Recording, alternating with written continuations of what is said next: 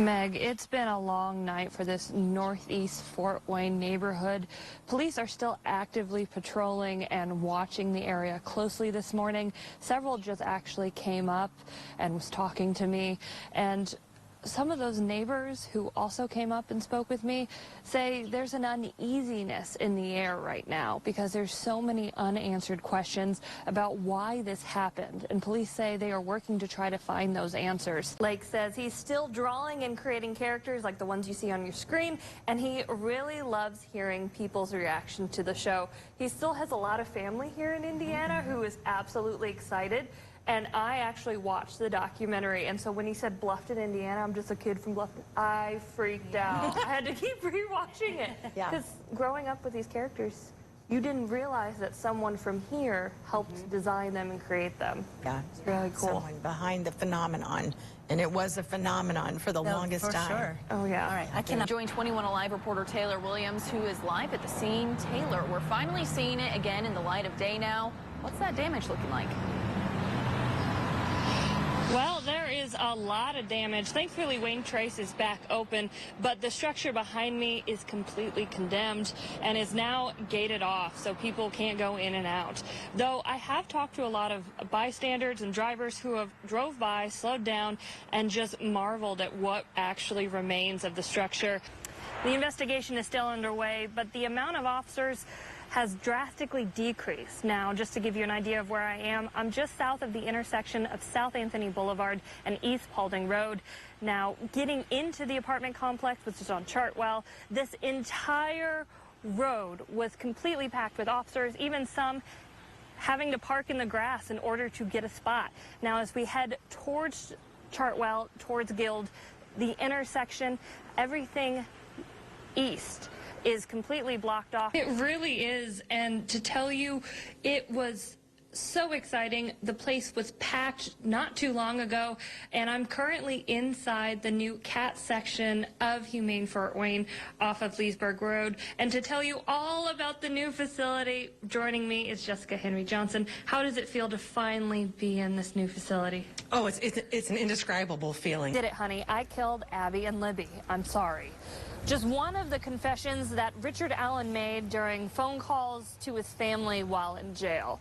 Now, some of those phone calls were played today, and they were quite emotional. And those phone calls took place while he was in jail, ranging from November 2022 to June of 2023. 7 of those phone calls have already been played. 21 Alive reporter Taylor Williams took a tour of the maze. She joins us now with more.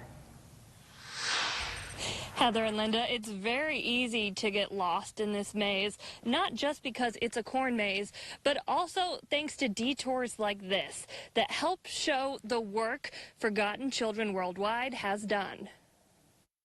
This is a bird's eye view of the first ever Stoffers Farms corn maze, designed to help raise awareness of a local organization. Just to think of how we've taken really what Forgotten Children stands for and made that into a fun activity for the whole family, I think is going to be just very exciting. Amy Stoffer owns the farm with her husband.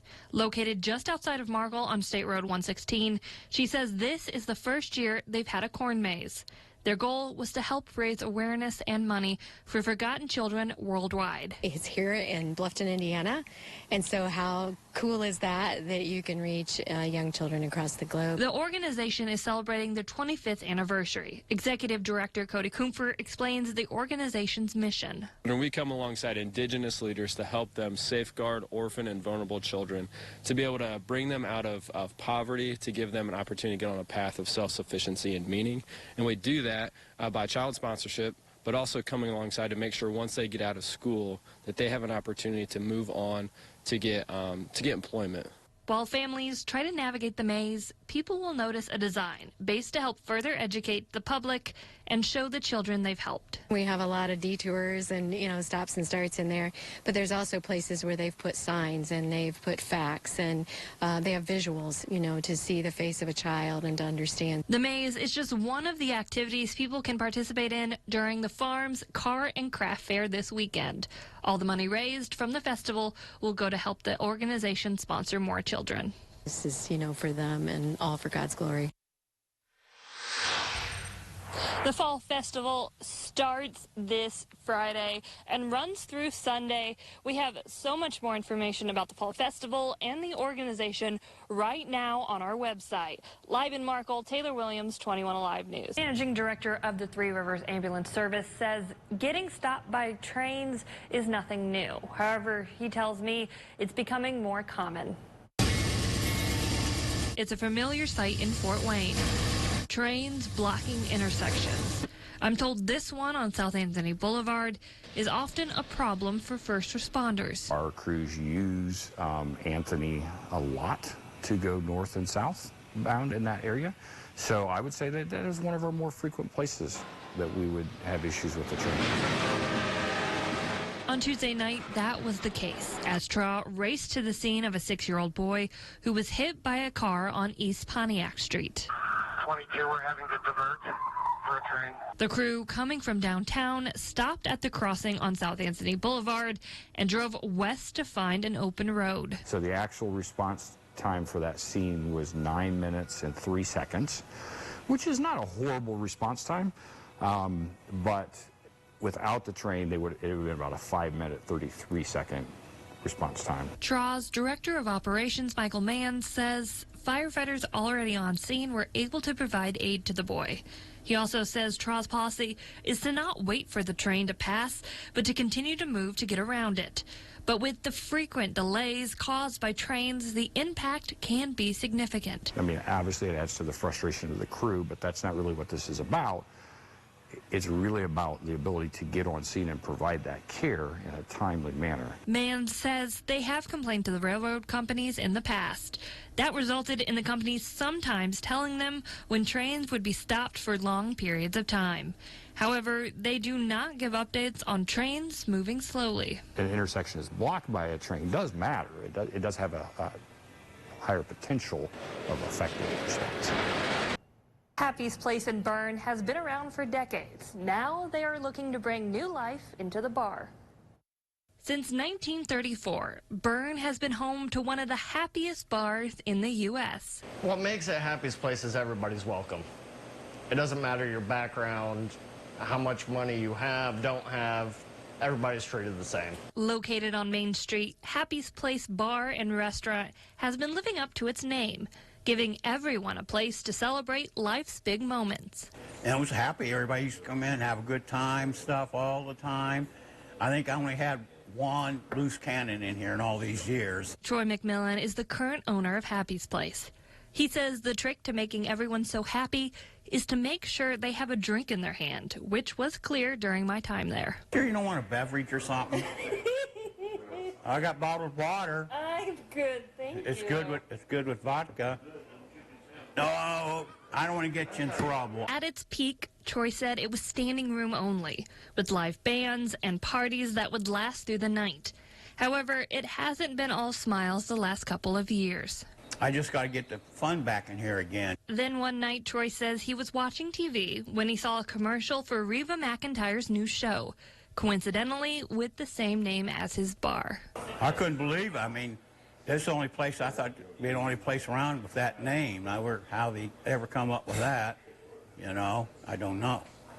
So anyway, it's cool. The enthusiasm spread to manager Ben Faro. This just gives another avenue of getting our name out there, more people coming in. This Friday, the bar is planning a viewing party for the premiere, fit for the queen of country music herself, with Reba-themed cocktails and food.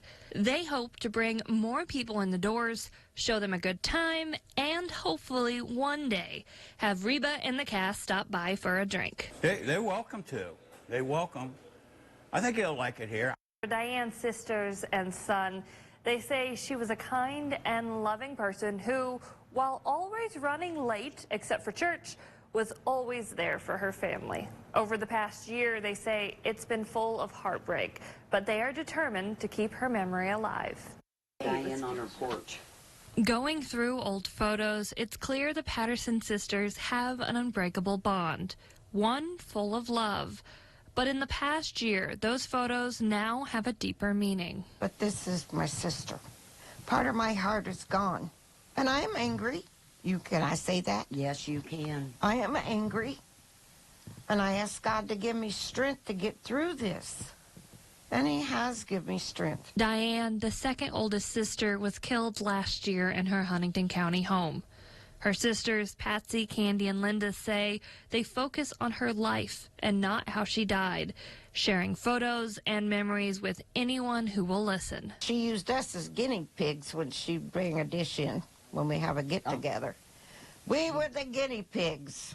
We called her the gourmet cook. Some of their most cherished pictures come from a trip the four of them took to California right before Diane's passing. I said, whoever knows, well, I'll be able to be together again like this. Let's make memories. That's what this is about. Yep. Making memories. Not knowing what was forthcoming. For Diane's son, John, photos of his mother hold an extra special meaning as the pair were separated at birth and only reunited in 2018. My mom was the most loving person. After I found her, I finally found out what a mother's love was. With the trial set to begin Monday, he and the family have been holding on to those pictures and memories. Their hope is that justice will be served and Diane will be remembered for her kindness and love. My aunts, my whole family, we're just desiring justice for my mother. For Allison Lewis, baking is a passion and a hobby that turned into a career she never expected. Days before her grand opening, we got an inside look into what she's been whipping up.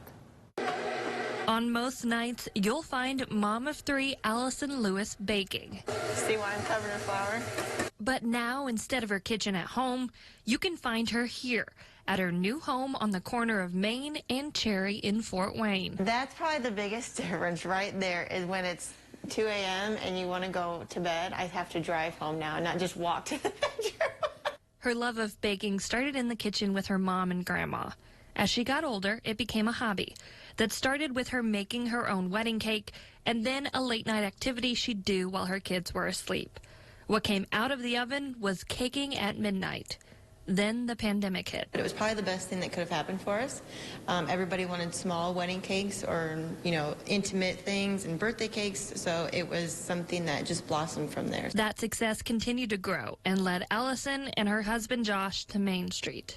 And then this building kind of came up. It wasn't something that was planned, and here we are. Before the store's grand opening, Allison has been busy baking.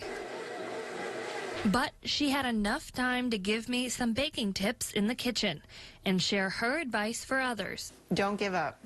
Don't ever give up on your dream. Don't ever give up. And enjoy it. If you don't enjoy it, it's not any fun, and this can be very exhausting, and you can get burnt out really fast. So as long as you enjoy it, don't give up. It's very rewarding in the end. Not just because you get a sweet treat afterwards. Well, that's always a plus. Mrs. Brooks tells me the past 50 years shaping the minds of the next generation have flown by, and this is her best year yet. Good morning, Wally. Good morning. For half a century, this is how Peggy Brooks has started her day. Your job is right now working hard. Greeting students ready to learn. I absolutely love it. I love getting up in the morning.